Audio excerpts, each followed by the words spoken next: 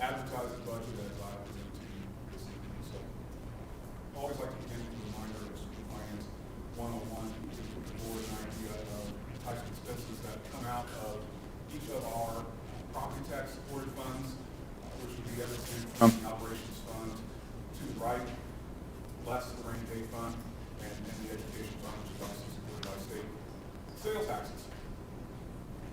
I show this arrow here. As long as we will be making education to operations transfers, I think it's important to show this arrow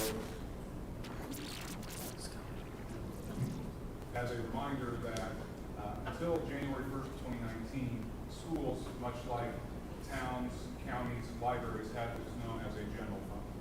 And in that general fund are the expenses that you see above that arrow that are now moved to what we know as the operations fund.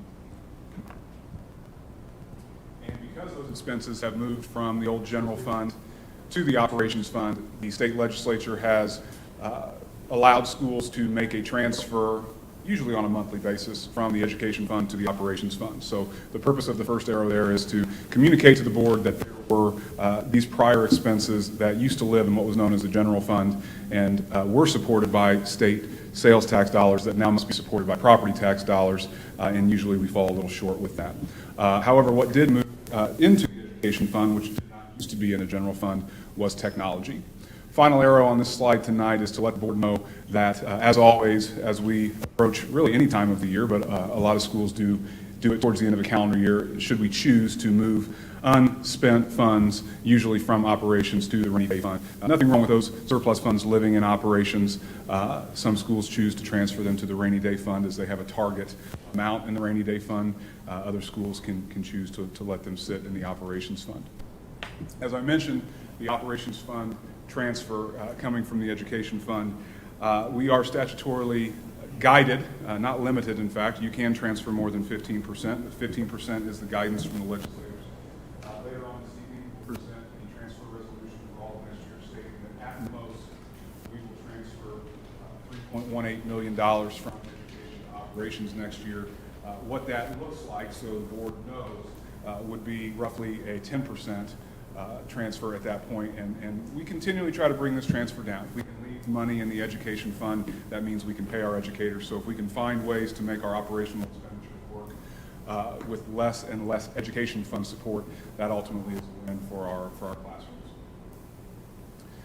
Just an overview of what we need to do as a school corporation, as a school board, in fact, in order to have an authorized budget.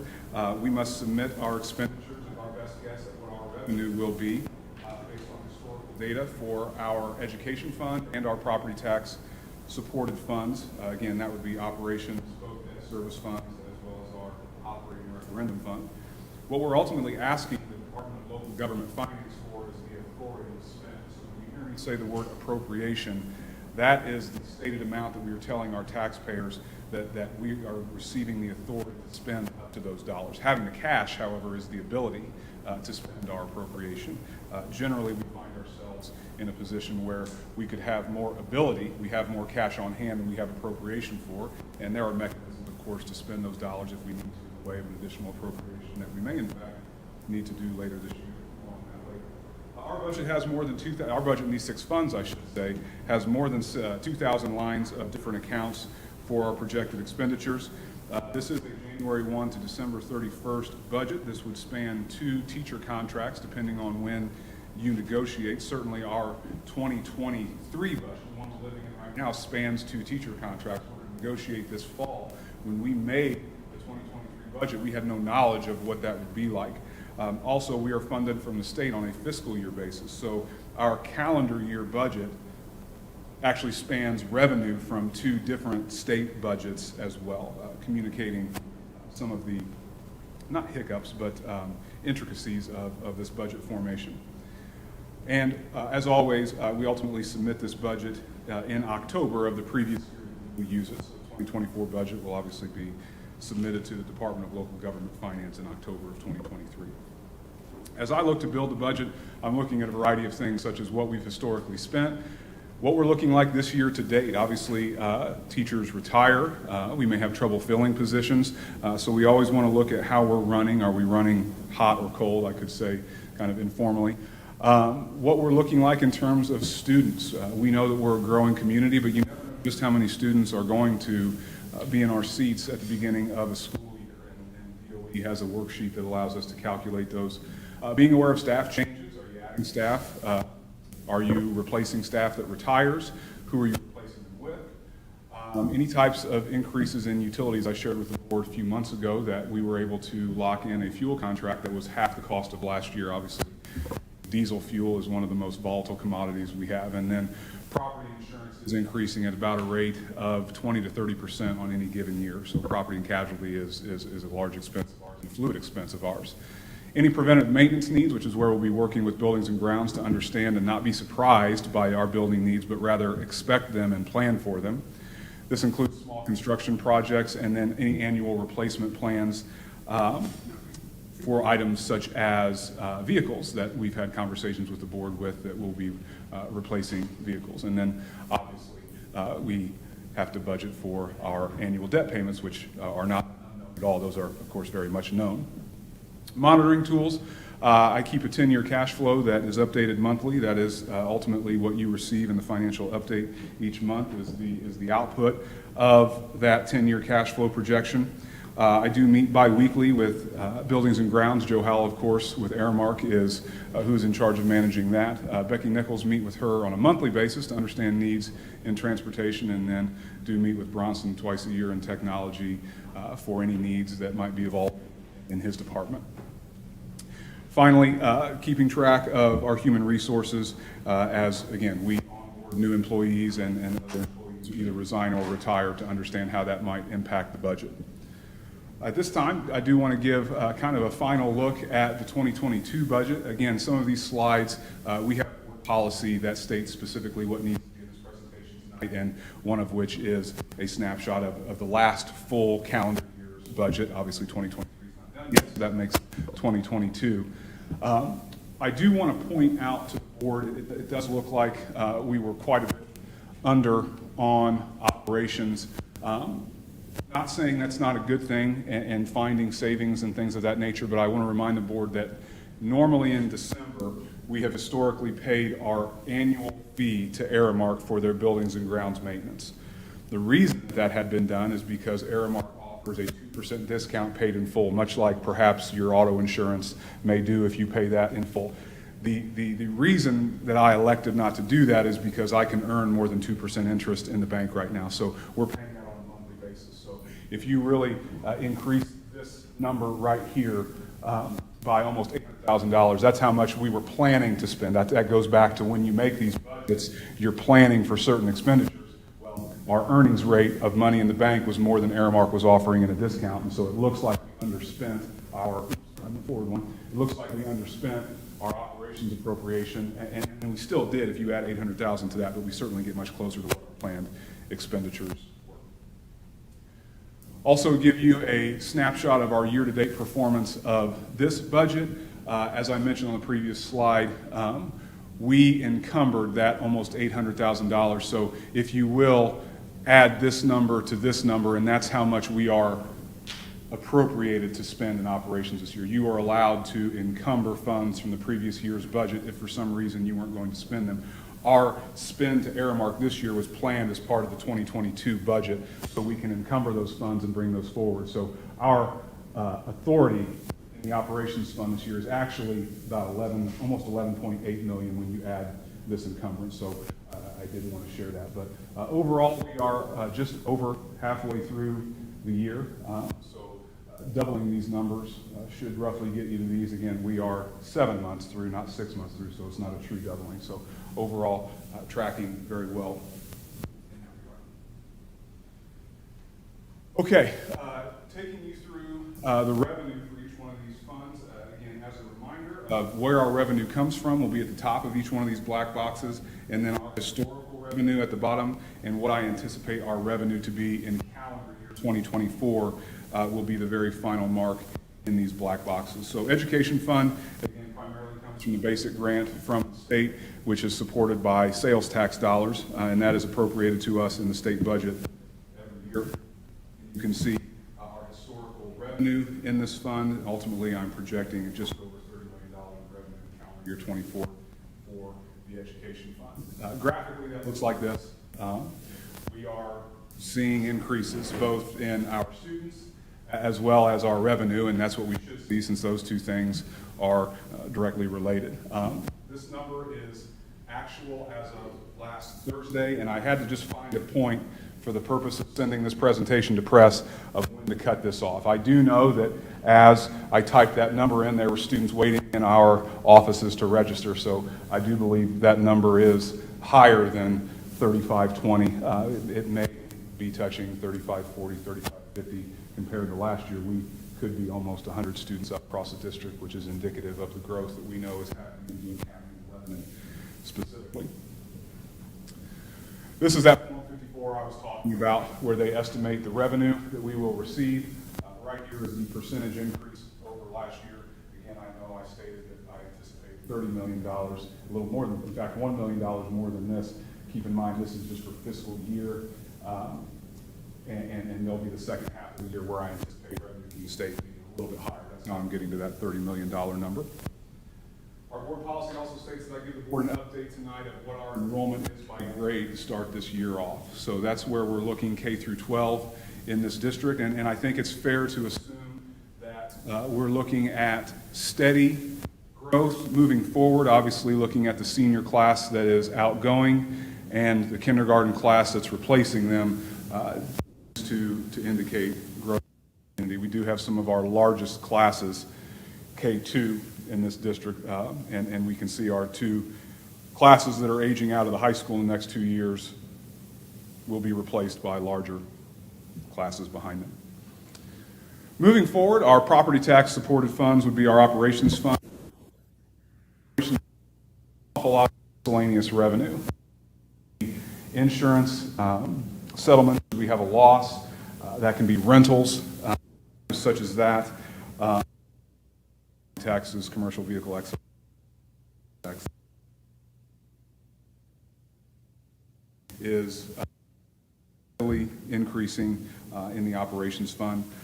Operating referendum is entirely supported by property taxes. It also gets a cut of the license, commercial vehicle excise tax, and financial institutions tax. Don't have much history on this because it's brand new, but that revenue is shown there. More on the revenue of these funds.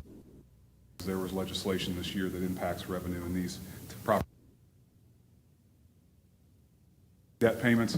The revenue on this is purely decided by what our debt payments are. So look at debt service, still the debt that we issue at the end of this year. We mentioned that $12 million would be our max payment, so it is fair to say that $12 million is an accurate look at the revenue and the issuance. Debt service, or our capital referendum revenue from this, again, we know what the maximum payment can be and still working through time.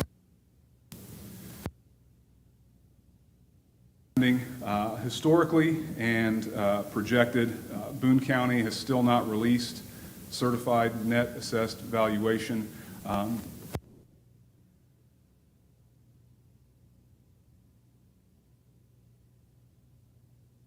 County is still not out. Morgan County is still not out. Hamilton County is so not uncommon for assessed values to not be out yet.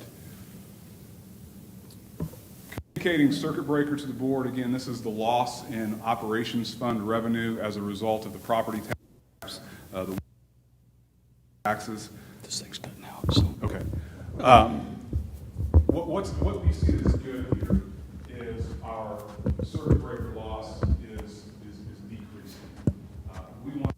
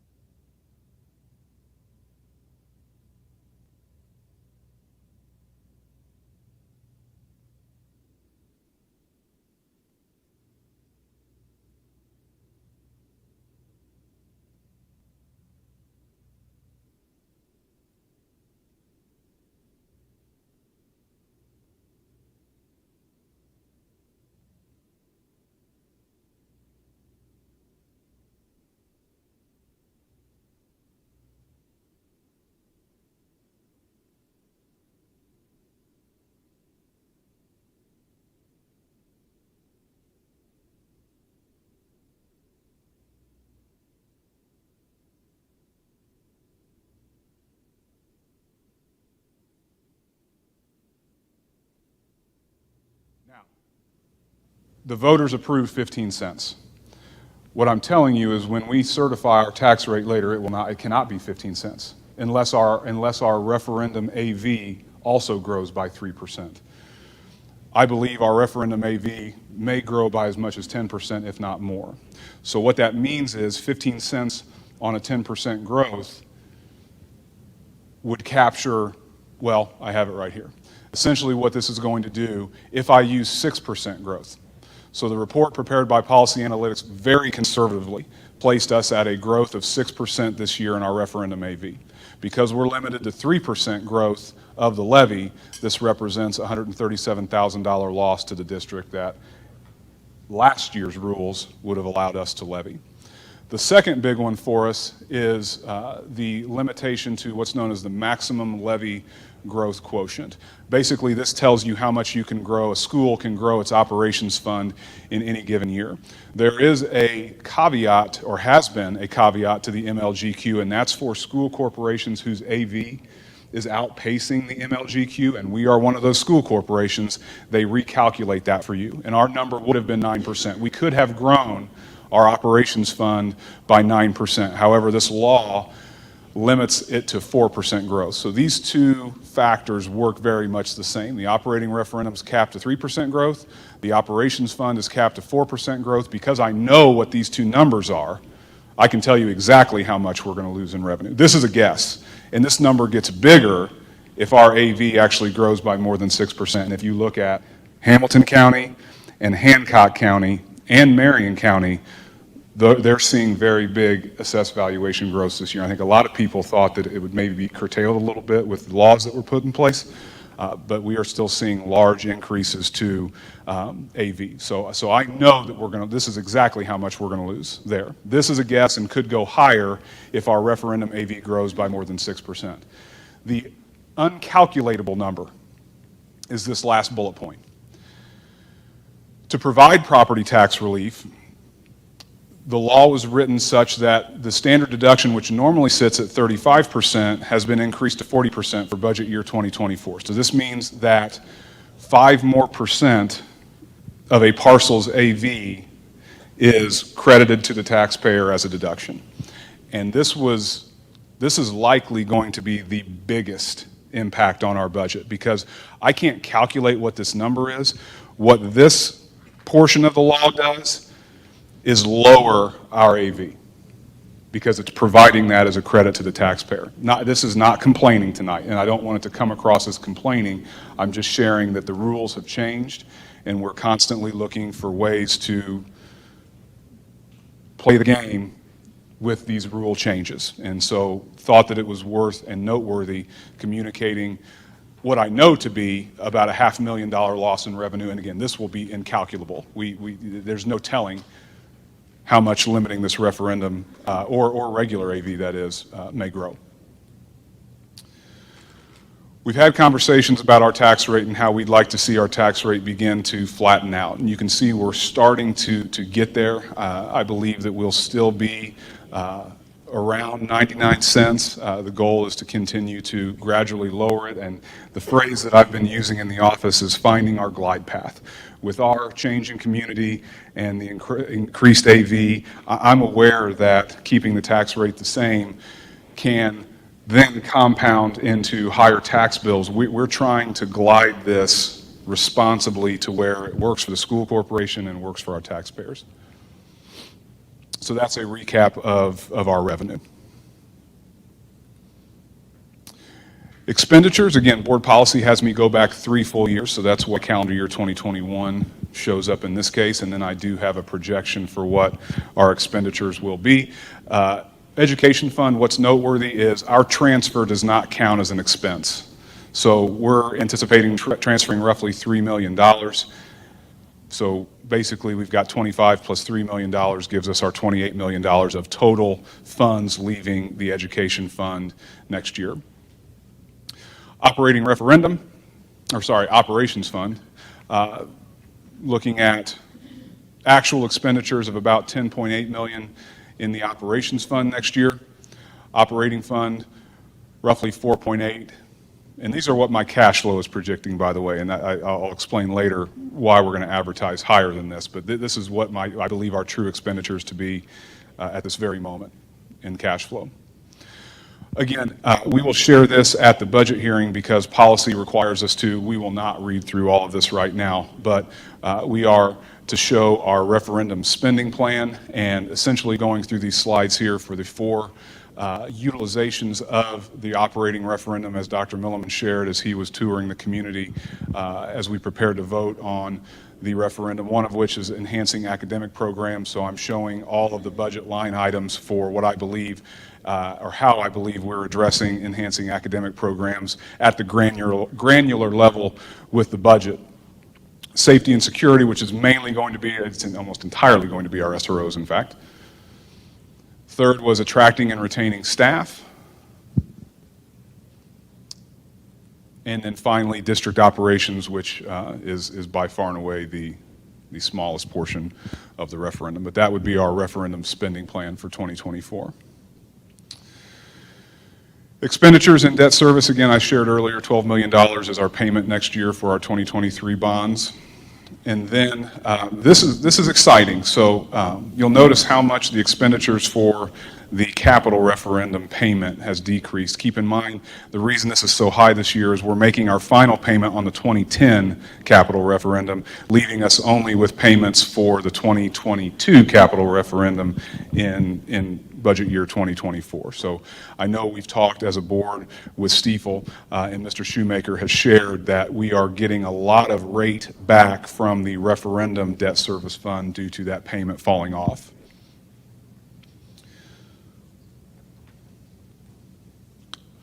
Okay, so advertising the budget. When we advertise Form 3, which is the advertisement that invites the community to the budget hearing, this is our only chance to set the maximum budget. So I shared earlier that my planned expenditures in my cash flow were lower than what's going to be on Form 3. Normally I would present the board with Form 3 tonight. Because we don't have AV, I'm not comfortable doing this. The same thing happened last year where we are statutorily required to publish in the paper Form 3 10 days before the hearing. So that would be 10 days before our September board meeting. And so while I would normally share Form 3 with the board tonight if we had our assessed value, I'm asking the board to allow me to publish Form 3 no later than 10 days before our board meeting in September, because I would like to give Boone County the opportunity to certify our assessed value before I publish that, because it behooves us to know what our AV is. Once we publish Form 3, we can bring those numbers down, and often do during the 1782 process in December, where I begin working with our budget rep. What we cannot do is raise them. Once we publish, much like the $110 million number for our bonds, that's as high as we can go. We can come down, but we can't increase, and so that's why we always advertise high on our Form 3, and so that's what you'll see on the Form 3 when we do publish it.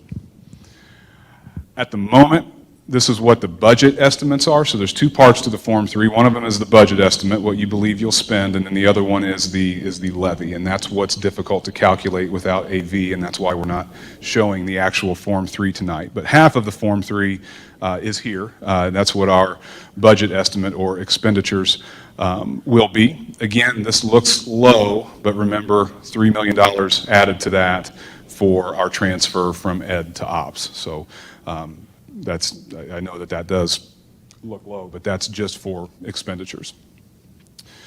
So next steps, at the end of this presentation, in fact, I'll just ask the board's permission to advertise Form 3 once we have AV, or at 10 days prior to the September board meeting.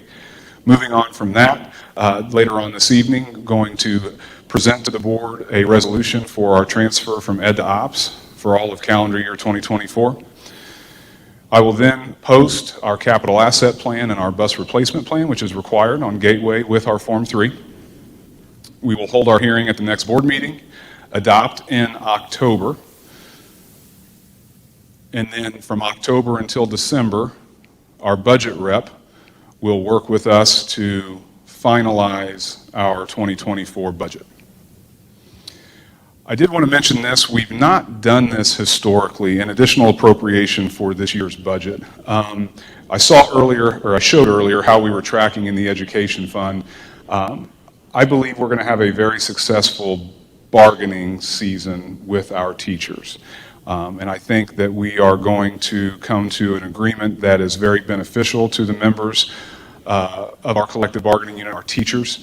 And due to the raises that I intend to propose, it may set us on a trajectory to potentially overexpend our 2023 appropriation. We, of course, have the cash for this, but at the time of the preparation of the 2023 budget, there were some factors that were just unknown, and I've shared that a few times tonight. I don't know yet if we will need an additional appropriation, but I wanted to make the board aware that if in November or December I bring an additional appropriation, it is due to the fact that we are providing raises to our staff that were maybe more than I thought we could when I was making the 2023 budget 365 days ago. Again, we have the cash to do this. It's just may not have asked for a high enough appropriation last August. So with that, that would be the conclusion. Any questions that the board has?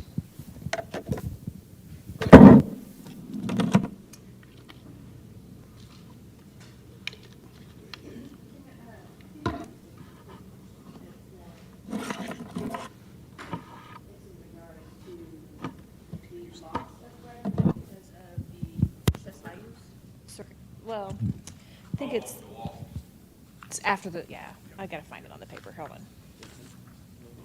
I have a question real 19, quick, Zach. yeah. When you talk about the last thing there on the slide, is it too early to tell possibly about approximately how much you're gonna be over, short, that you're gonna be asking for? Education fund additional Yes. appropriation, I would say between $300,000 and $500,000.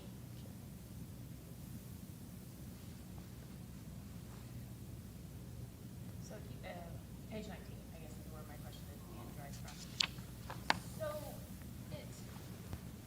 I'm always on the bright side of things. That's correct. Page 19, there we go. So, is that an actual loss, or is it a, Failure to collect, okay, inability to collect. okay. But that's completely out of our control. Oh, I mean, So yeah. it's not like an actual loss that we're taking, it's just less than what we Yes. thought we Okay. would lost. Yes. If that law was not enacted, I know for a fact we would have procured this much more revenue in the operations to the knowledge. But from a proportionate standpoint of actual cost of operations, we needed that because fuel costs were up.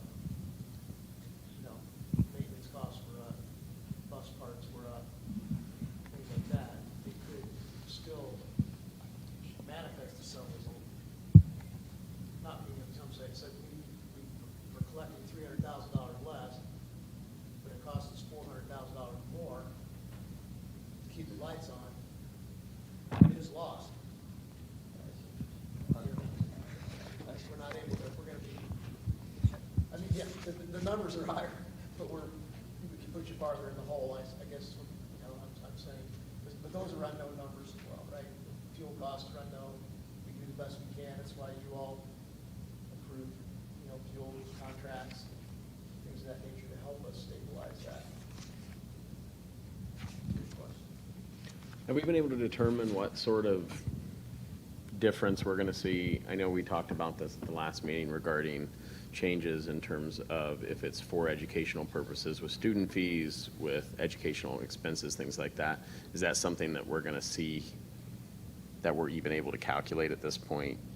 I know there was some of that was up in the air, but I mean, it seems so vague that it could be not insignificant, but it could be minimal, or it could have been a little more extreme.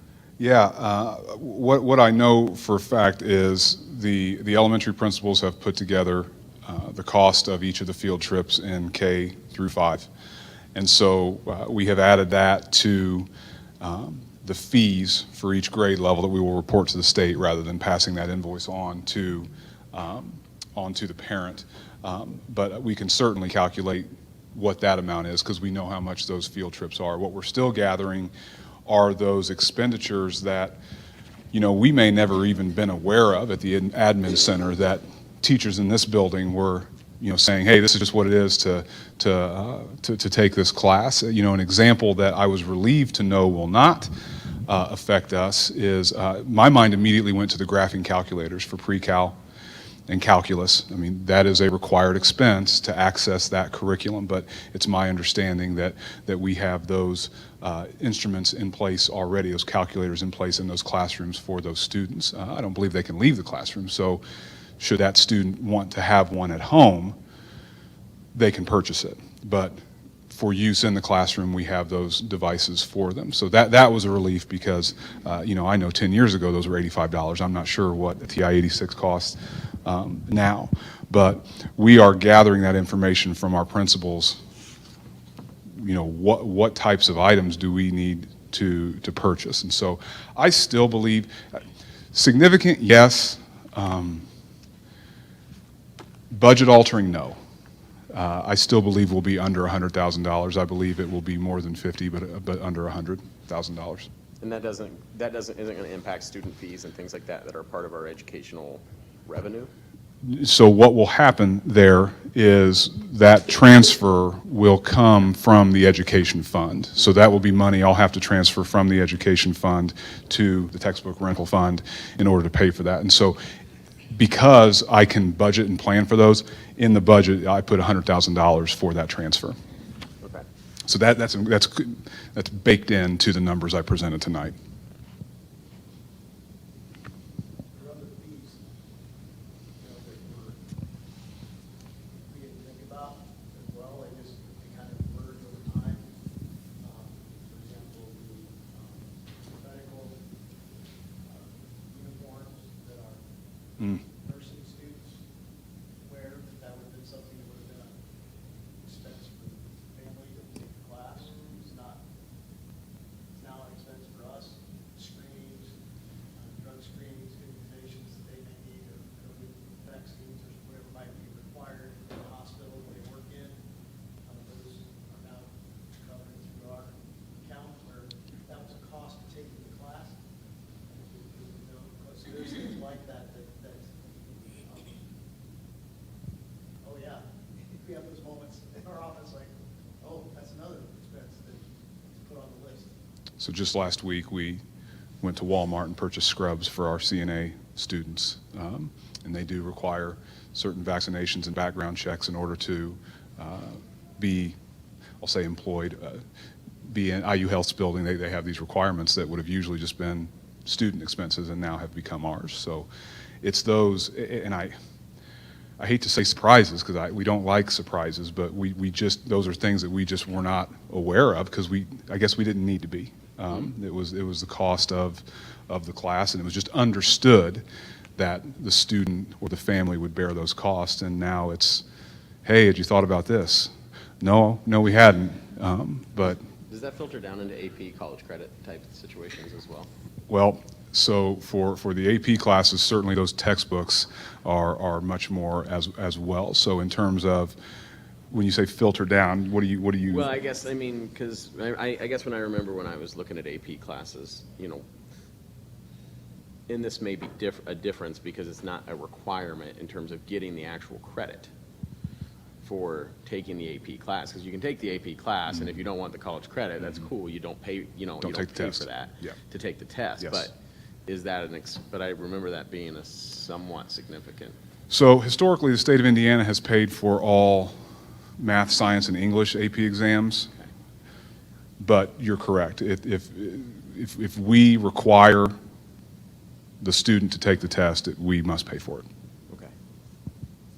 So like US history and government, those are the ones that Those are. historically had been paid for by the student. Yes. And so, and I apologize, I'm not familiar with how our high school, I don't know if they have to take the AP exam when they enroll? No, and you can also use it as a little parent credits as a pay. And none of our other standardized tests that we generally have to take are paid for by they've never been paid for by the student, right? Correct. So like I learned that, Yeah. no. That's all state funded? Yes. Okay. Yes. Sorry, I'm just, No, Well, college credit would be a good one though, because again, it's an optional.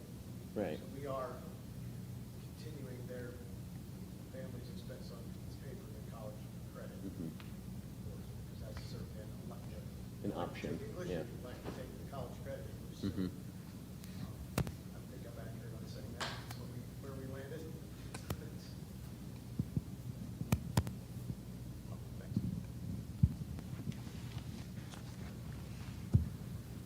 other questions? How's insurance looking with all of our, looking good? I know that looked like a thumbs up. I was trying to stay increasing. Last I heard, industry-wide, P&C, property and casualty, is, I mean, you can just bank on 25 to 30% Okay, annually, perpetually. great. We are, in fact, we're not a large school corporation comparatively in the state of Indiana, but we're to a point where we can't get quotes from anything other than about 2 companies at this point, which makes it more challenging.